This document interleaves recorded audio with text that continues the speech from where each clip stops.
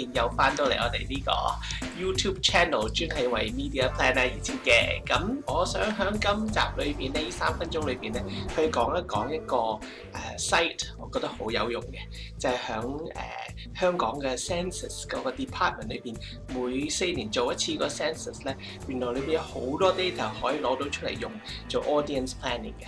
咁嗱，咁我哋而家第一睇咧，呢樹裏邊咧就係佢嗰個站。咁我覺得呢度裏邊咧有幾個位，我覺得幾值得去做嘅，去睇嘅。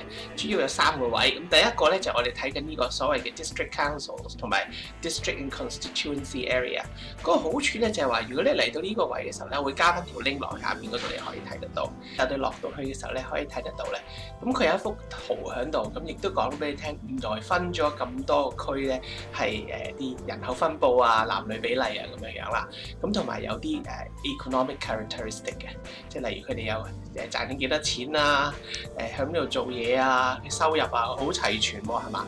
咁如果你想去 break down 咧，嗱，你哋可能你知道香港有18區啦，但係原來香港18區之餘咧，再分翻431個 constituency area， 咁都分得好細嘅喎。咁譬如我而家睇一睇啦，譬如我而家就咁睇一睇 Central and Western Constitution 啦。咁呢度裏邊咧，原來裏邊再手而分嘅。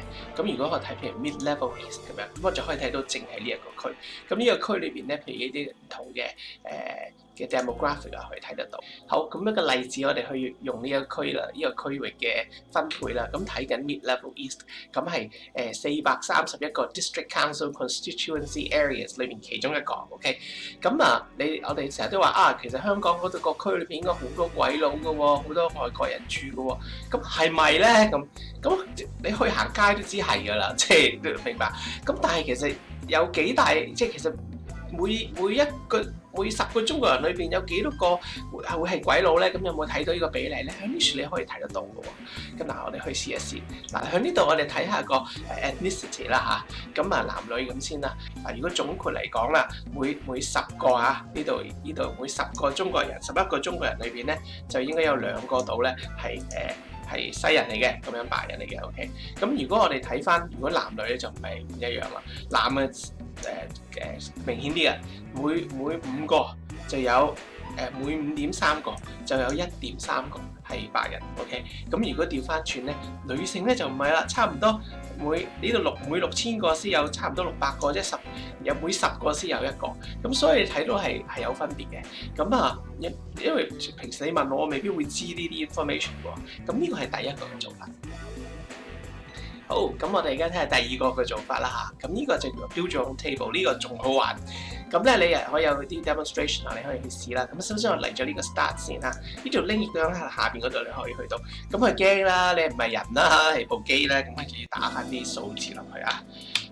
我係一個人嚟嘅，咁樣一個真人咁入到去。咁喺呢度裏邊咧，嗱，譬如我而家想好似用翻頭先個 theme 啦，想 target 一啲譬如你做緊啲賽馬會啊，想 target 啲鬼佬啊，或者任何啲 campaign 啊，賣緊啲樓啊，咁啊喺呢處裏邊咧，呢度裏邊你可以揀翻啲唔同嘅 statistics 嘅 group 擺咗落去先。咁譬如我哋而家攞個 population subgroup 咧，就係ethnic minorities，OK， 咁啊，不如我哋 exclude 埋啲 domestic helpers 啦，因為如果唔係就好多個會係嘛？咁好，我哋擺咗入去先。好啦，咁你想點分法咧？咁好，跟住第二部分咧，我哋就想睇下佢係住喺邊嘅。OK， 咁我哋可以喺個 geographic characteristic 啦，加咗落去啦，咁就跟翻頭先嗰啲 district council district 落去，就去睇一睇啦。咁我就OK。咁就原來係咁分嘅喎，不如用圖表睇下容易啲喎。睇到啦，咁樣原來有咁喺呢啲地方同尖旺都好多喎。因為佢呢度咧就話係啲 ethnic minorities， 咁就其實冇乜分邊個 ethnic 嘅。OK， 咁因為咁要咁睇，我想 target 一啲譬如有錢啲嘅咁樣，咁我點樣可以去做咧？咁喺呢處裏面咧，我就可以加多一樣嘢落去咧，就係睇佢嗰個 income。OK， 咁 income 裏邊咧，咁我就可以睇下不如我睇下呢個median monthly domestic household income， 就 exclude 埋嗰啲foreign domestic helpers 啦，咁樣加咗落去。OK， 咁你加完落去之後咧，即係佢多咗一件事去睇，咁你就要再撳翻 OK 嘅。咁就睇到啦。咁原來雖然你話見到油尖旺好多但係原來嗰個錢啊唔係話好多嘅啫喎，比較上多啲都係我哋平時灣仔啊。OK，我哋公司嗰度跟住呢個西貢都係喎，咁啊西貢其實你就咁諗，你未必諗到呢樣嘢，燒嘢食會多啲係嘛？咁但係呢度原來有一個咁樣嘅收入水平喺度，咁其實咧都好值得去用咗呢個工具嘅 ，OK。咁而家睇下第三個用途啊。第三個用途咧，其實就係俾你覽觀去睇翻咁多個 district 裏邊，或者一啲嘅 sub-district 裏邊有啲咩 characteristic。咁其實咁樣嘅話咧，你就可以去咧逐個區慢慢去攞啲 information 出嚟。